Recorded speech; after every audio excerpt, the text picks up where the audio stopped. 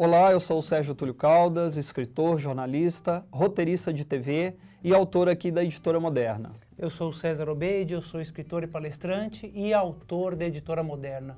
Juntos estamos aqui para falar sobre um tema muito pertinente na nossa obra, que é Água. Água que todos nós estamos envolvidos, todos nós necessitamos, todos nós usamos, consumimos, pagamos ou não.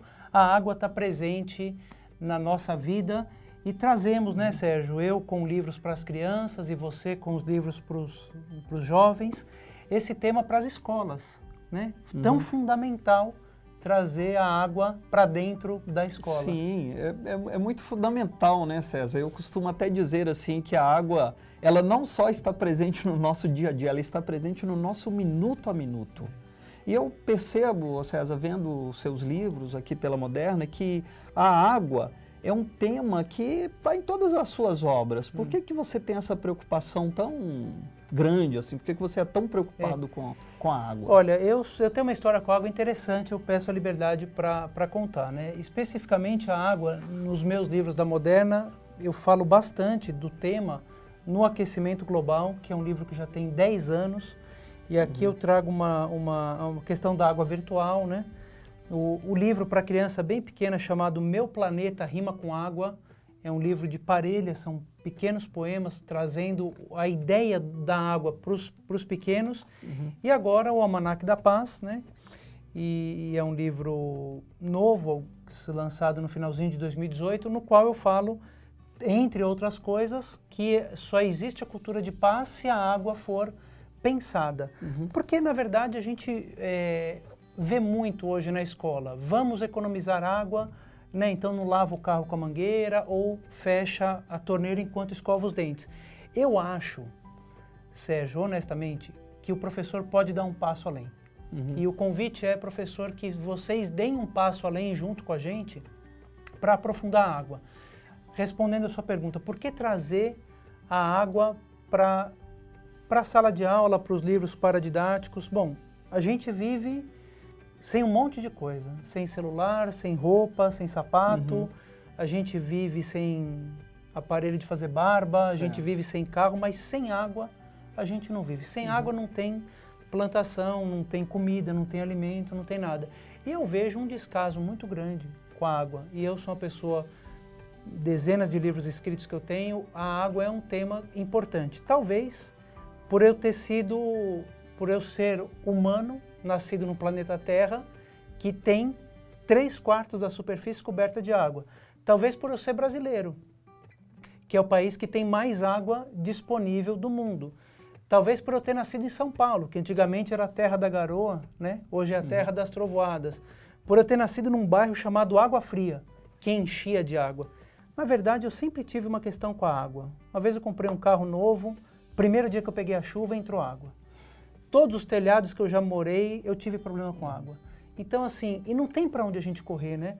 A água tem essa magia, que se ela vem muito forte, a pessoa diz que não tem nada. Mas quando vem a água naquela sua força, ela perde tudo.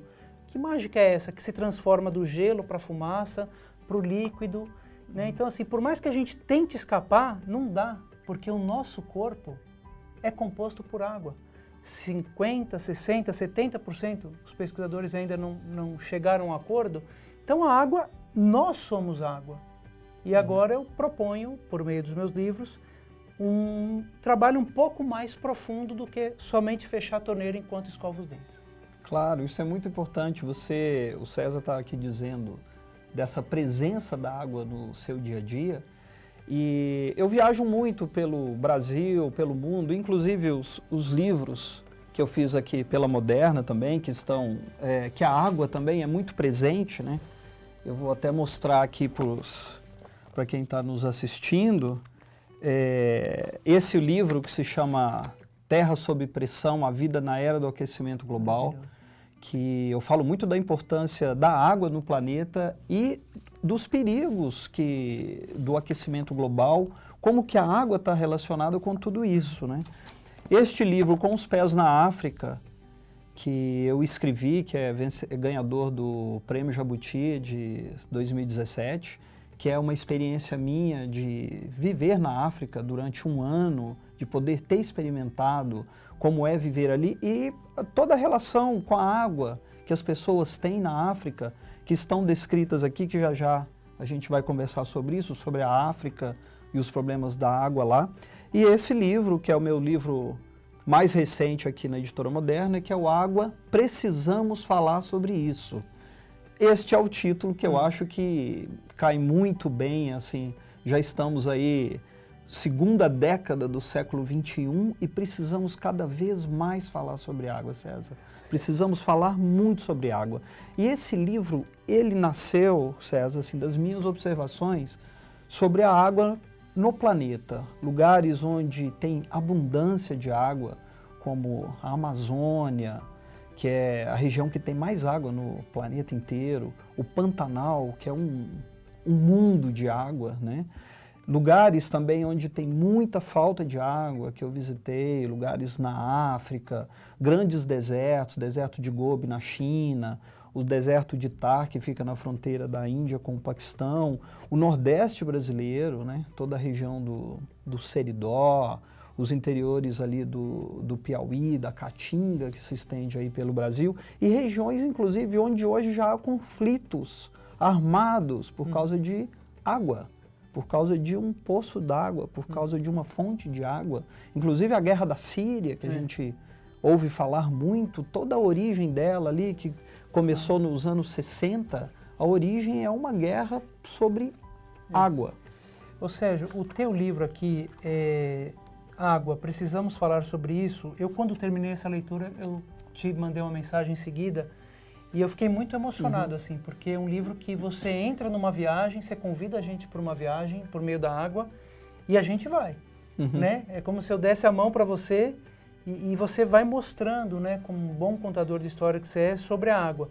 Agora, uma das partes que mais me chamou a atenção, e você acabou de falar sobre o conflito. No Brasil, nós temos conflito. A ideia de que o brasileiro, sim, temos, né, não é um povo pacífico não é verdade, né?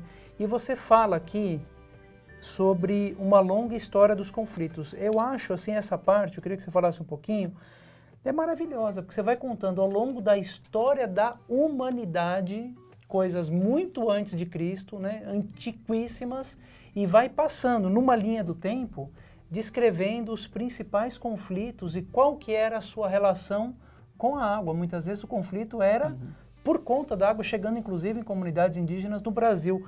Conta um pouco dessa pesquisa, porque eu nunca vi nada parecido, assim, é muito bacana, muito bonito. Então, César, esse trecho do livro, que até que se chama Guerras Sem Fim, que são os conflitos que a água sempre provocou em toda a história da humanidade. A água sempre provocou conflitos. E eu quis trazer neste capítulo para mostrar, eu acho que é muito interessante para os professores, para os alunos, né, acompanharem essa trajetória, vamos dizer assim, a trajetória da água, mas desde que a humanidade está presente. Então, ela sempre foi um motivo de conflito. Então, eu fiz uma pesquisa muito extensa e intensa, porque eu estive em vários desses lugares que eu descrevo aqui, e eu mostro como que tem coisas surpreendentes, que às vezes a gente não imagina, que no período dos grandes impérios, do Egito, dos Incas aqui na América do Sul, dos chineses, né? Já existia conflito por guerra. E depois, se a gente passa para um período mais moderno da história, vamos, como exemplo, né, colocar a Segunda Guerra Mundial, o Vietnã, a Síria, a Guerra da Síria, todas elas estiveram envolvidas com conflitos por água. E continuamos tendo, até em países desenvolvidos que a gente não imagina, na Austrália teve guerra por água, teve conflitos recentes. Na Califórnia, recentemente nos Estados Unidos, a grande seca em 2015 também provocou conflitos, marchas na rua, né? E aqui no Brasil a gente tem problemas com indígenas sofrendo ocupação de terras por causa de água. A gente tem agora recentemente a invasão de garimpeiros em terras indígenas e poluindo as águas. Tivemos agora as barreiras em Minas Gerais, 2 barreiras em questão de de pouco Anos. tempo, em Mariana e agora em Brumadinho, está gerando já um conflito também por água, porque o Rio Doce, o Rio Paraopeba, que milhões de pessoas dependem dessa água, as pessoas agora não têm mais essa água para sobreviver. Então já gerou um conflito. Então a gente tem problemas das histórias da humanidade, histórias antigas da humanidade, e temos problemas super atuais. E, ô César, você estava falando sobre leitura de livros. Eu estava lendo o seu livro sobre a água, e a gente tinha até comentado, eu comentei com você sobre o seu livro, Meu Planeta Rima com Água, que eu achei o seu livro de uma, posso até dizer assim, de uma docilidade, de uma inspiração que você teve, porque é um livro, digamos assim, ao mesmo tempo que ele é simples, ele é muito sofisticado. Os textos são lindos, as ilustrações são maravilhosas, as rimas que você fez. E eu queria saber com você o seguinte, qual que é a sua inspiração? Como que a água te inspirou a fazer essa obra que o Meu Planeta Rima com Água? Esse é um livro para criança pequena, né, Sérgio? E eu recebo com muito carinho, porque eu acho esse livro muito doce, né? Embora a água seja... Doce também. Doce uma também, parte, né? Uma mínima parte que dela não, é doce. Não tem sabor, não tem cheiro. Eu acho que ela dá muitos elementos, né? Imagine uma criança pequena que hoje abre uma torneira de casa e vê a água saindo. Tem muitas crianças que não tem nem água na torneira, mas suponha que tenha. Essa água vem da rua encanada ou vem de uma caixa d'água? Quem que bombeia, porque a caixa d'água tem que estar acima da torneira para dar vazão, quem que bombeia essa água para lá? Essa água vem de um rio, vem de um poço? Qual é o tratamento da água? Então é um livro que eu falo por meio de poesia, são parelhas, né, estrofes de 2 versos rimando entre si, falando da água. Porque a minha vontade é falar para as pessoas, gente, se você tem água na sua torneira, ou se você anda, como você cita no livro, 9 quilômetros para buscar uma lata d'água, 9 quilômetros, isso é uma realidade do Brasil hoje. Muitas pessoas têm que andar, né, sem auxílio de animal algum, de moto, carro, 9 quilômetros. A água está presente, a gente precisa olhar um pouco mais. Então a minha inspiração foi a vontade de apresentar para os pequenos esse tema que para mim é muito precioso, né? Vou falar até um poemazinho. Tem muita gente que fala, legal, água, né? Aí um poema é assim, a água falando, né? É legal que o livro é água que fala, água né? falando.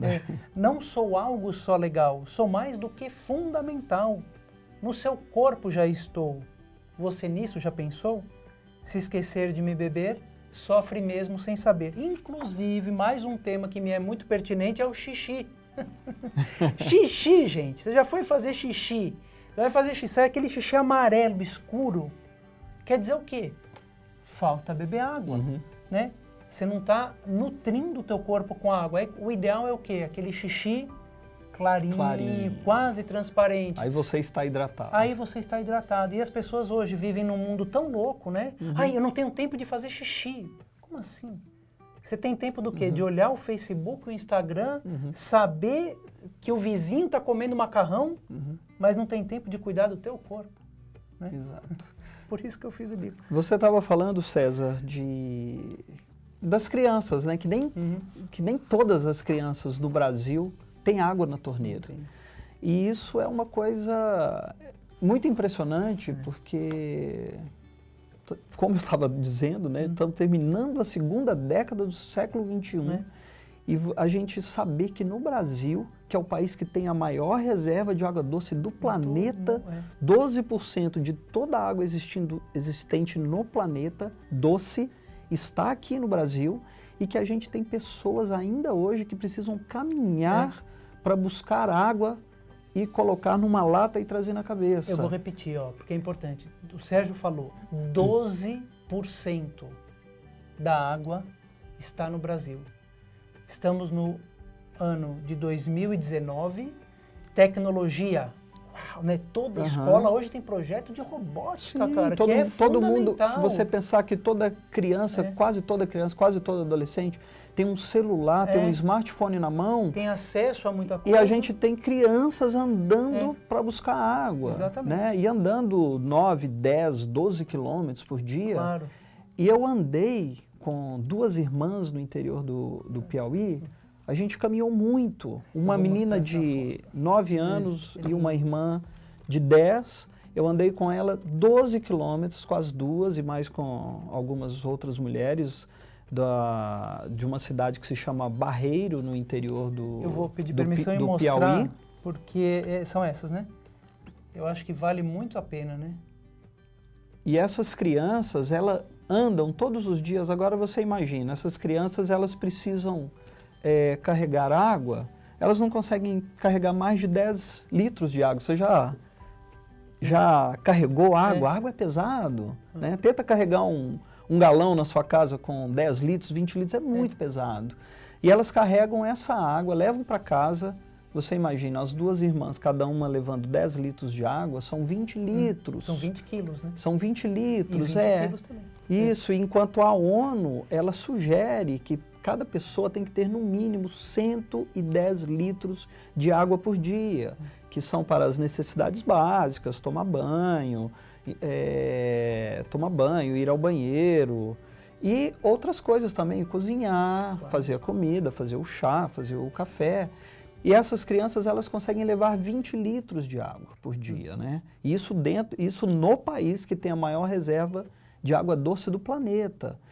E uma outra coisa curiosa, muito interessante também que eu vi no livro, eu conheci numa viagem para o Nepal, está descrito no livro, eu conheci um homem santo, né, um sadhu, que morava no alto de uma montanha nos Himalaias, e a gente caminhou até a casa dele, uma caminhada linda pelas montanhas, é super bem descrito no livro essa caminhada pelos Himalaias. A gente chega na casa dele, uma casa pequenininha, quando a gente abre a janela, a janelinha dá de frente para os Himalaias, aquelas cadeias montanhosas com 7.000, 8.000 metros de altitude, onde está o Everest, que é a maior montanha, que é a montanha mais alta do planeta, e é uma das maiores reservas de água doce do planeta, porque as geleiras estão lá, as montanhas, com muita neve, muitas fontes, muitas nascentes de água. E eu falei com essa pessoa que eu fui na casa dele, eu falei, estou com sede, você tem água?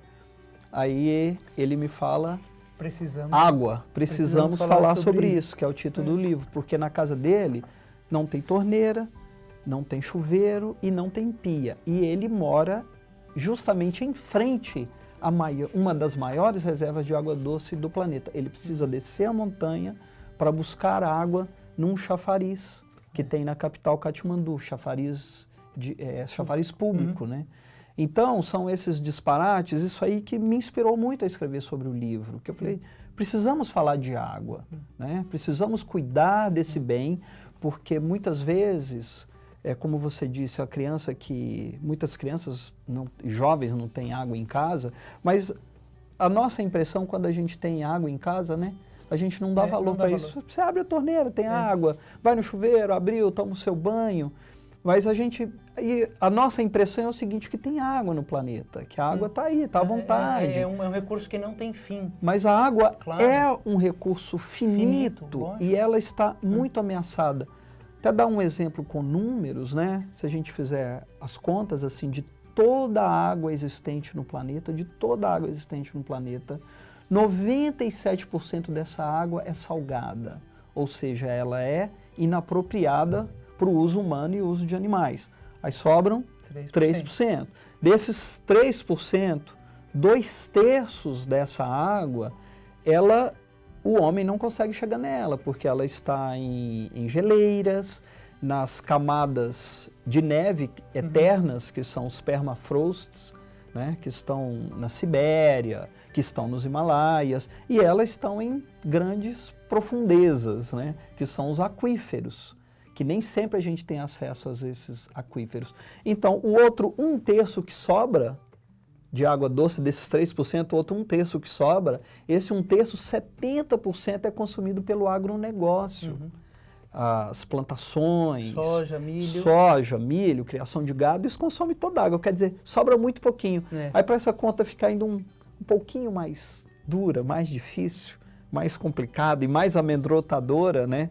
Esse pouquinho de água que sobra, essa água está ameaçada Claro. pela poluição, Poluição. ameaçada pelo desmatamento. Então a gente precisa cuidar desse bem e saber, né, todos nós, né, que é finito. professores, alunos, todos nós, que essa água é finita e ela não é tão grandiosa, né? Não tem tanto volume quanto a gente imagina, porque somos 7 bilhões de pessoas agora, né, necessitadas com de água. tendência a virar a 9 bilhões. A 9 bilhões, muito bilhões rapidamente. Né? Sérgio, eu quero falar agora de um ponto em comum que nós temos nos nossos livros, né?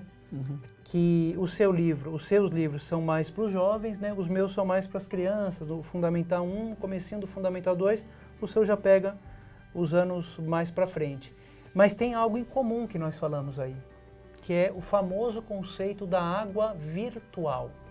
E aí eu vou pedir licença para falar um pouquinho sobre isso, porque eu acho muito importante quando um professor, um livro didático, um cartaz da escola fala assim: crianças, desliguem a torneira enquanto escova o dente. Quando você vai se ensaboar, desliga o chuveiro porque isso economiza 15 litros de água. Uma torneira pingando gasta 40 litros de água, né? É importantíssimo, mas é muito pouco perto da água virtual. Para quem não sabe o que é água virtual, o Sérgio deu exemplos de 97% do volume de água é salgada. Ou seja, isso é um dado, né? Não sei quantos bilhões de litros de água estão nessa condição. A água virtual é aquela que a gente não vê. É aquela que, para você produzir qualquer coisa, uma camisa, um copo, um livro, um relógio, o seu tênis, qualquer coisa, o carro da sua família que você vai para a escola, o carro que você... Uma maçã, um tomate, um alface, um agrião, tem água. Agora eu vou falar um dado da Sabesp. A pipoca que você come no cinema tem água? Eu adoro pipoca. E tem água? Muita água, né?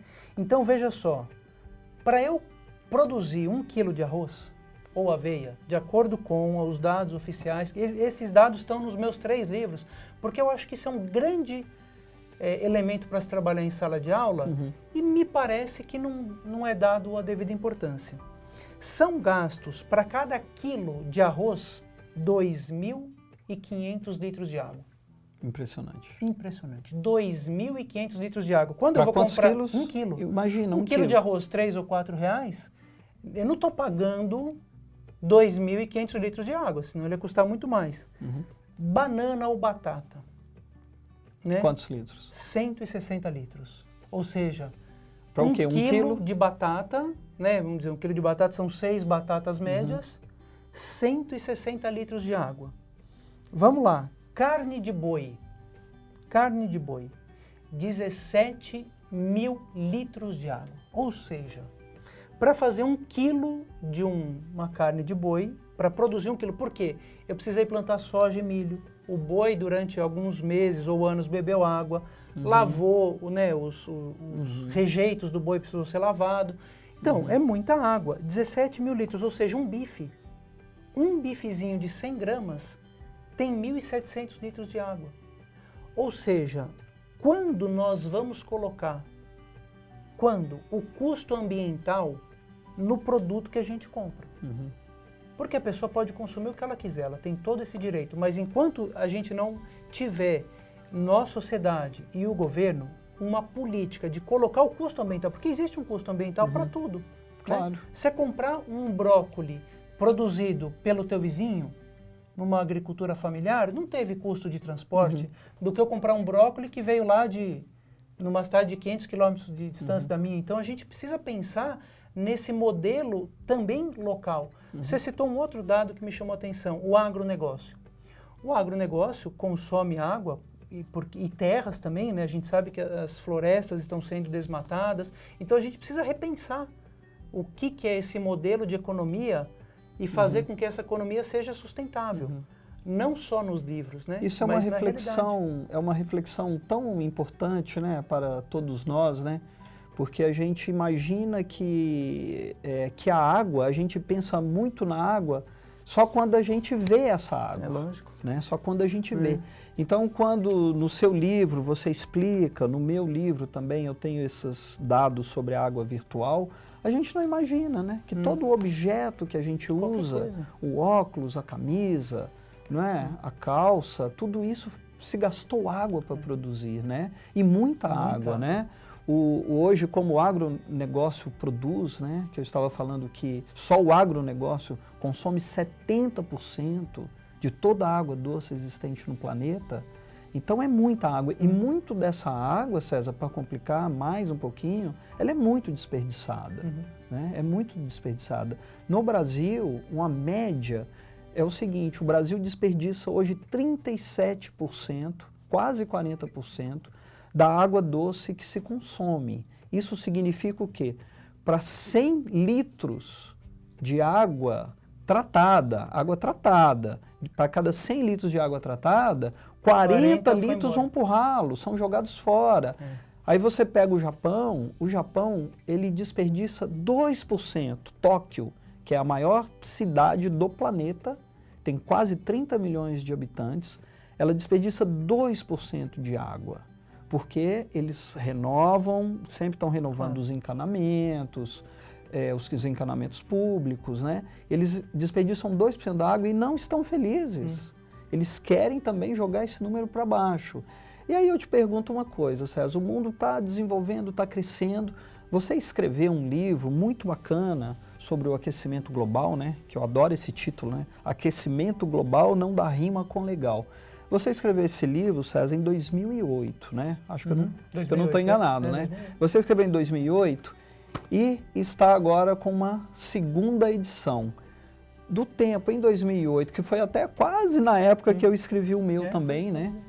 Do tempo que você escreveu e agora que você fez a segunda edição, o que mudou no planeta, o que mudou o mundo, como que a água era vista naquela época, como que ela é vista agora? Essa pergunta, Sérgio, é genial. Assim, o livro tem da primeira edição para a segunda 9 anos. Então eu imaginei quando eu fosse olhar, né, para fazer a segunda edição, rever os dados, tal, eu pensei que eu fosse encontrar muitas mudanças positivas, até porque uma criança hoje de 5 anos já tem uma preocupação ambiental que nós não tínhamos, né? Um jovem de 15 anos viveu essa questão da preocupação ambiental. Então a minha expectativa foi em parte suprida, porque há uma preocupação ambiental nas escolas, a gente vê, né? Professores, projetos, cartazes. Eu gosto muito dos cartazes de escola, eu acho incrível, né? A gente entra na escola, tem aquelas cartolinas todas. Mas, ao mesmo tempo, você imagine se há, sei lá, até hoje, gente, quando a gente vai no colégio, não há coleta seletiva.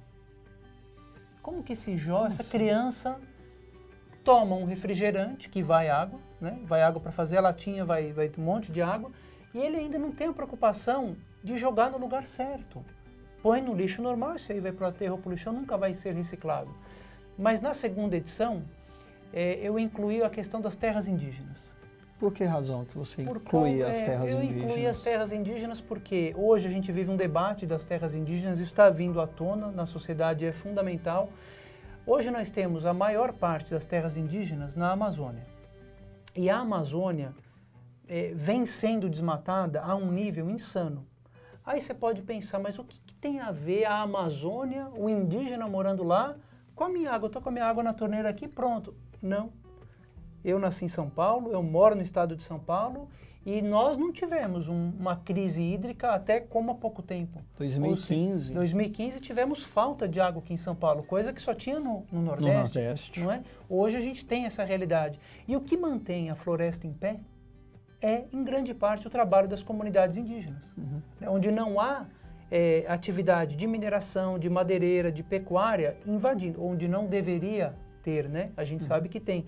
E se você olhar o mapa, e eu coloquei o mapa aqui no livro, é de arrepiar. Não sei se dá para pegar aqui ou depois põe no outro canto.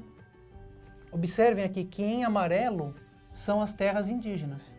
São as terras indígenas em amarelo. E em vermelho, o desmatamento. Esse quadro dá para ver. Se não tivesse terra indígena, estava tudo desmatado. E aí eu vou puxar um gancho para você falar, porque o rio da Amazônia, você tem o rio físico, né? E se você tem o desmatamento, a quantidade de água do rio diminui e acontece um fenômeno dos rios voadores, que você fala no teu livro. Então explica pra gente o que são esses rios voadores e como que eles afetam a água por todo o sistema. Sim. A floresta, o César, ela, se a gente for olhar para o lado da água, né, ela é um meio ambiente, um fenômeno tão complexo e tão delicado que ele está absolutamente, tudo está amarrado. Os rios, as árvores, as águas subterrâneas, as nuvens, porque chove, a chuva alimenta o rio também infiltra a água, cria-se os aquíferos, as águas subterrâneas, e essas águas subterrâneas alimentam os rios, e os rios, por sua vez, evaporam, criam as nuvens e vai nessa cadeia. E essa cadeia formam-se o que os cientistas chamam de rios voadores, né? Que são os rios que é aquela água que está ali, digamos, flutuando em cima da floresta, né? E é este rio voador, esta água que está ali, ela forma as chuvas.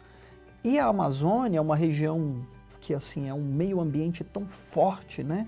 Tão importante para toda a cadeia natural do planeta, porque a nuvem que é formada ali na floresta é a nossa chuva que cai aqui no sul, que por sua vez vai alimentar os nossos rios, vai aguar a hortinha que você tem em casa, que você depende dela também. Então tem toda essa complexidade. Então quando se desmata, é uma violência incrível, né, que acontece ali. Eu estive agora recentemente com o Davi Copenau, que é uma liderança indígena. Ele não é só um líder Yanomami, como ele é uma liderança indígena internacional, super respeitado, recebido na ONU, viaja o planeta inteiro pela causa indígena. Eu estive com ele e ele estava me contando uma coisa assim impressionante. Os Yanomamis hoje, na terra deles, ali na região de Roraima, com o Amazonas, eles são 25 mil Yanomamis. Dentro da terra deles, imagina, são 25 mil habitantes, 25 mil Yanomamis. Tem mais de 5 mil garimpeiros dentro da terra deles. São garimpos ilegais que estão fazendo o quê? Estão poluindo os rios das terras indígenas. E quando você polui um rio de uma terra indígena, você está afetando a pesca, né, que eles vivem da pesca, afeta a vegetação, as plantas, afeta a agricultura, e é como você disse, não está afetando apenas eles, está nos afetando também. Agora é importante pensar assim, se o garimpo, a madeireira ou a pecuária polui o rio na comunidade indígena, já é um caos, né? Já seria um caos. Agora, mais do que isso, é a gente pensar assim, eu não vou à Amazônia poluir, certo? Eu posso pensar assim, eu jovem, eu criança, eu professor, não tenho problema nenhum com isso. Isso é coisa do governo, eles que vão resolver, mais ou menos, porque assim, eu não vou lá com minha motosserra cortar árvore nenhuma para plantar nada, para criar nada. Mas se eu compro alguma coisa que vem do desmatamento, eu estou contribuindo. Então é alguma coisa que existe hoje chamada consumo consciente. Consumo consciente não é só você comprar o que não precisa, comprar o que precisa, não comprar excedente. É você olhar da onde vem isso aqui. Vem do desmatamento? Eu não quero. O consumidor também tem esse poder. Hoje não se fala tanto em empoderamento, ou pensa que o consumidor é só quem gasta geladeira, televisão e automóvel. Não. Quando você fala não para alguma coisa que vem de lá, por isso que a gente pede assim, o consumidor tem que ser consciente. Nós temos que nos preocupar, da onde vem? Não, isso aqui vem de uma área legal, é nobre, é sustentável, eu quero. Né? O que não é, eu nego. E tem uma outra coisa muito importante ali, eu vou voltar a falar um pouquinho da Amazônia, né? Que às vezes a gente pouco sabe disso. Para escrever esse livro, eu estive com os pesquisadores da Universidade Federal do Pará. Eles descobriram que o maior aquífero do Brasil é o Saga, que é o Sistema Aquífero Grande Amazônia. Este aquífero, o Saga, ele tem 4 vezes mais água que o aquífero Guarani. Agora, você imagina isso. o volume de águas que tem dentro da floresta.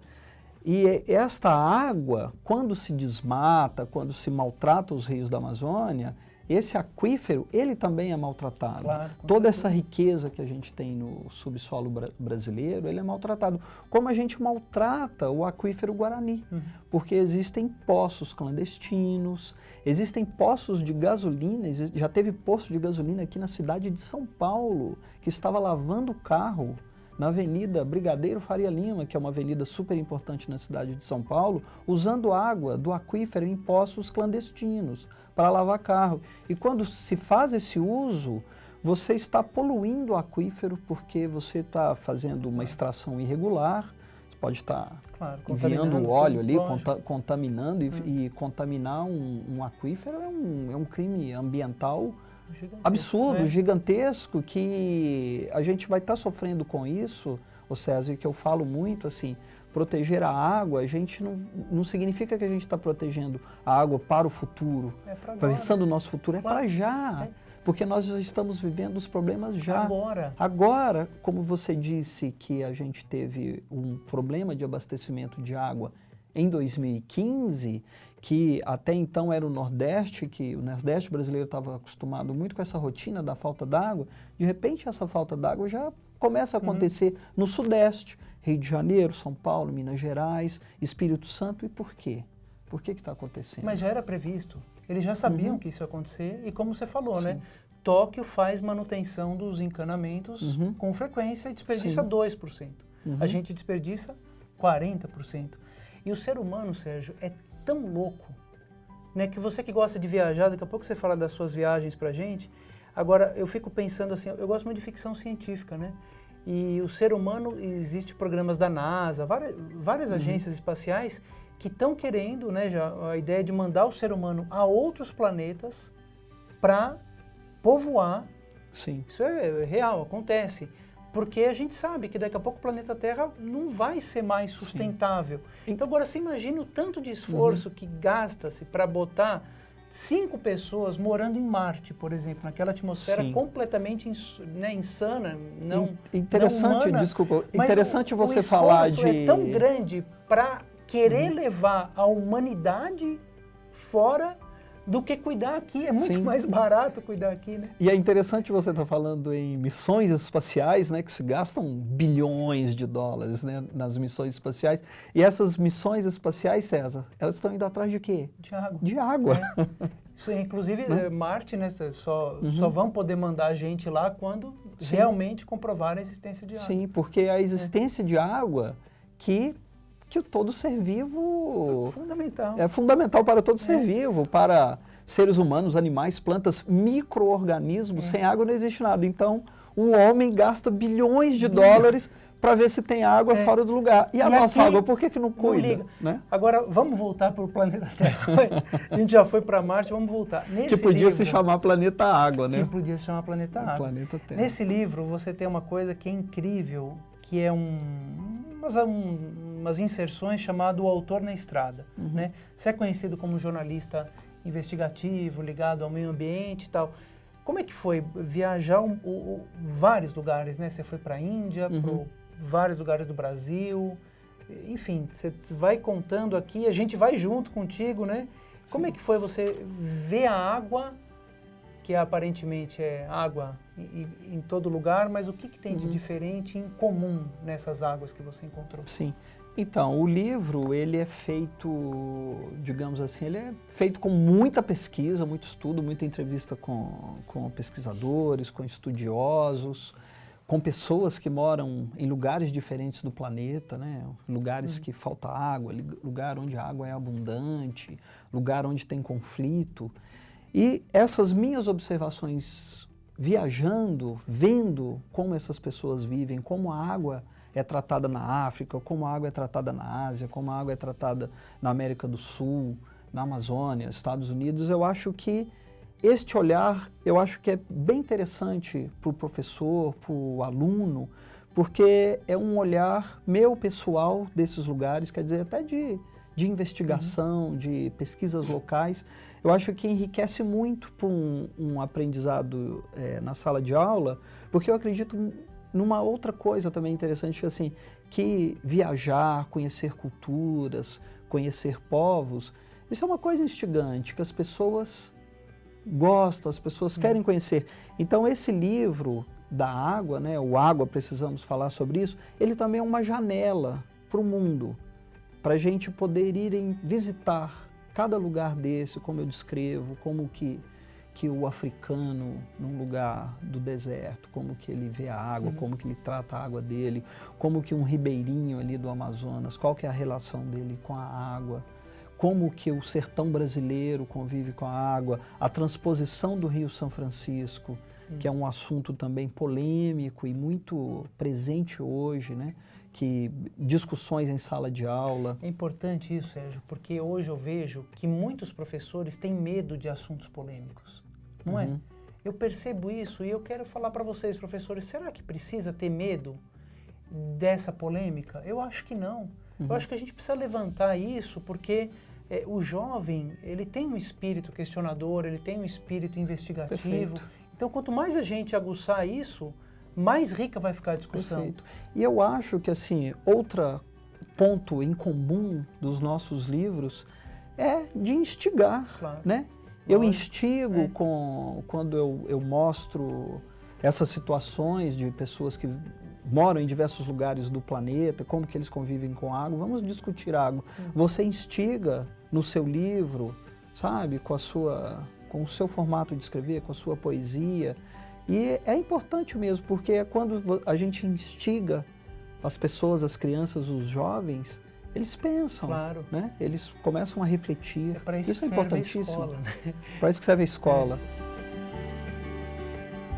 Então, a gente está aqui conversando sobre água, né, César? É assunto que Deu caldo. deu caldo, uma coisa vai puxando para outra e, como a gente estava falando, né, a água não é um problema do dia a dia, de minuto a minuto, né? Agora. E a água é um assunto muito sério, né? É. Como que você vê? Quais as suas considerações assim sobre a É água? um assunto sério que para a sala de aula rende um caldo maravilhoso, porque independente da realidade do Brasil, se é uma escola no interior do Piauí, ou no interior do Rio Grande do Sul, ou no litoral, a água é presente, ou não é presente, né? Mas como eu falei no começo, a água está dentro de nós, né? Então a gente tem que falar sobre isso, tecnicamente, cientificamente. Eu gosto muito da mitologia, da simbologia da água. A água é ligada às emoções, né? Às emoções profundas. A água é ligada às nossas emoções, aos nossos sentimentos, né? As pessoas se emocionam, elas vertem água dos olhos, né? Então é esse sistema mágico que os nossos livros são convites para o educador disposto a olhar o tema da água com mais profundidade, com mais beleza, com mais poesia.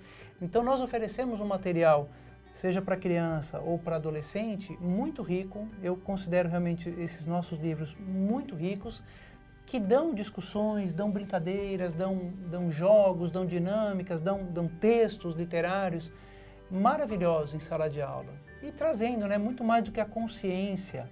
Porque veja bem, quando um líder religioso qualquer pega um copo de água e abençoa, e manda palavras positivas, e essa água vai limpar, olha, isso tem em todas as religiões. Aí bota lá para todo mundo bebe, né? Se eu tiver um copo d'água e começar a falar palavrão, não sei o que, quem que bebe essa água? Ninguém bebe. Então a gente não precisa ter grandes elucidações científicas sobre a água, mas observar a sensação que a gente tem sobre esse bem fundamental. Para mim foi uma grande alegria estar nesse bate-papo contigo, né? Vamos continuar aí falando de água e espero que conheçam os livros e os levem para a sala de aula. Um grande prazer. Né? Sim. Legal você estar falando assim da água, né? Que ela nos influencia, né? Espiritualmente, a nossa vida pessoal do dia a dia, né? Ela está sempre presente, né? E com esses livros, né? Acho que o professor dentro da sala de aula, ele tem uma condição assim de expandir esse assunto para diversas áreas, né? Que as crianças, os adolescentes vão estar ficando mais conscientes a respeito desse recurso que é imprescindível, né? Não só para nós humanos, como para a vida, né? Toda, né? Dos micro-organismos, animais, plantas, né? E esse livro, esses livros, né? Eles permitem que as professoras de geografia, de história, de ciências, de língua portuguesa, né? Que esses livros podem ser adotados para diversas áreas e através disso, né, fica uma coisa tão legal, né, que de repente você está estudando história, geografia, você não está estudando especificamente sobre água, mas você está estudando um outro tema, mas a água está ali dentro. E eu acho que a criança o adolescente, ele tem uma capacidade de absorção tão grande, né, com qualquer tema que você joga, né? E quando às vezes ele está ali, você está estudando geografia, mas você está falando da água, está falando da Amazônia, está falando do aquífero Guarani, está falando de um aquífero na Amazônia, eu acho que a cabeça do estudante vai se expandindo, vai crescendo, ele começa a enxergar outras realidades, e esses livros trazem isso, né? O meu traz toda essa história, essa vibração das viagens, da estrada, o seu traz a vibração da poesia, né? Eu acho que isso é tão enriquecedor, eu acho que isso é muito útil, tão útil quanto é a água. Muito obrigado, pessoal, por ter ficado até agora, né, nesse nosso bate-papo. Foi um grande prazer estar com meu amigo Sérgio Túlio, falando de um tema que nos é tão caro. Um beijo para vocês, cuidem sempre das águas externas e internas também. Muito obrigado aí a todos que nos acompanharam aqui, essa bate-papo meu com o César Obeide, que é um autor aqui da Moderna também. A gente tem muitos, não só livros em comum, né? A gente tem temas, assuntos, tem muitas coisas que nós gostamos, né? Inclusive, uma das coisas que a gente mais ama é proteger a terra e proteger os nossos recursos naturais, né? Como a água. Obrigado e até a próxima. Continuamos juntos e na luta e escrevendo livros e protegendo o nosso planeta.